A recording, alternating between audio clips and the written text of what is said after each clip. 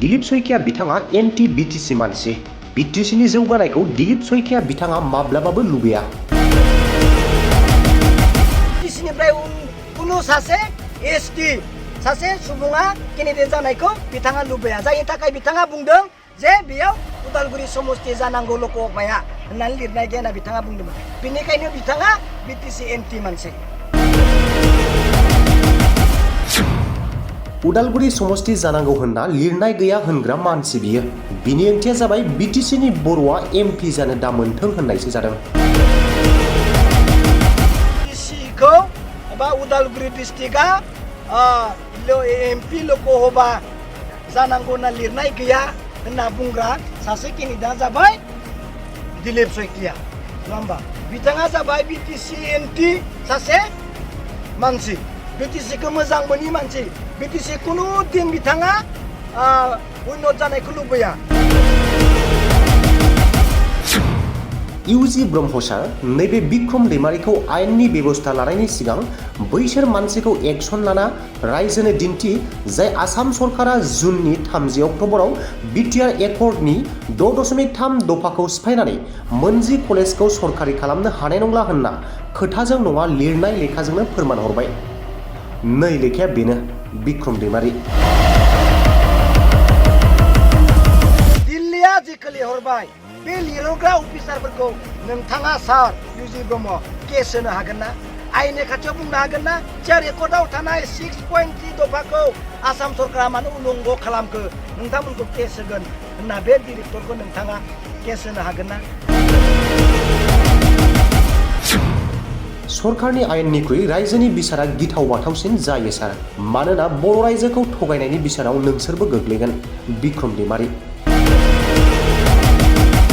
मिथिबाय?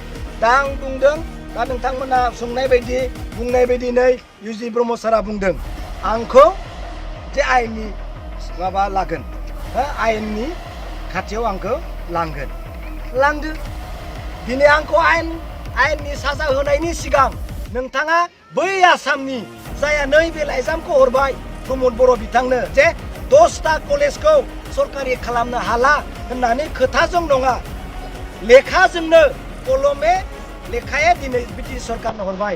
नोंथाङा इउजि ब्रह्म सार बे मानसिखौ आयेननि राहा लानो हागोन ना?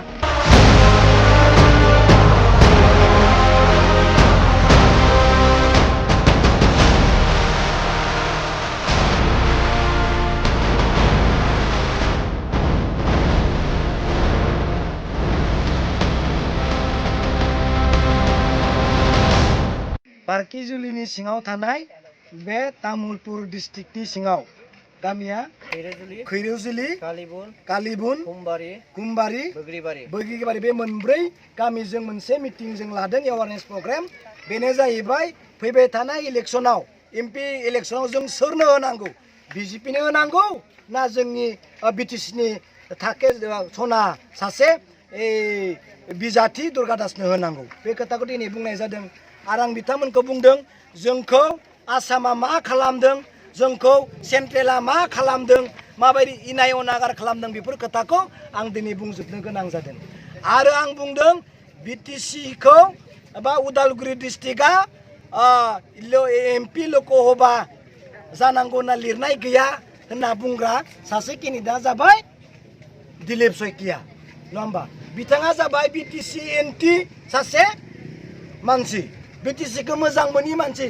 बिटिसि कुनु दिन बिथाङा उन्नत जानायखौ लुबैया। बिटिसिनिफ्राय कुनु सासे एसटि सासे सुबुङा केन्डिडेट जानायखौ बिथाङा लुबैया। जायनि थाखाय बिथाङा बुंदों जे बेयाव उदालगुरि समस्ति जानांगौ लकसभाया होननानै लिरनाय गैया होनना बिथाङा बुंदोंमोन। बेनिखायनो बिथाङा बिटिसि एन्टि मानसि। मिथिबाय?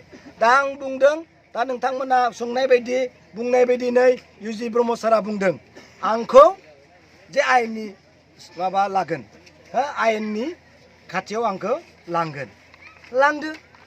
दिनै आंखौ आयेननि साजा होनायनि सिगां नोंथाङा बै आसामनि जाया नैबे लाइजामखौ हरबाय प्रमद बर' बिथांनो जे 10टा कलेजखौ सरकारि खालामनो हाला होननानै खोथाजों नङा लेखाजोंनो कलमे लेखाया दिनै ब्रिटिश सरकारनो हरबाय।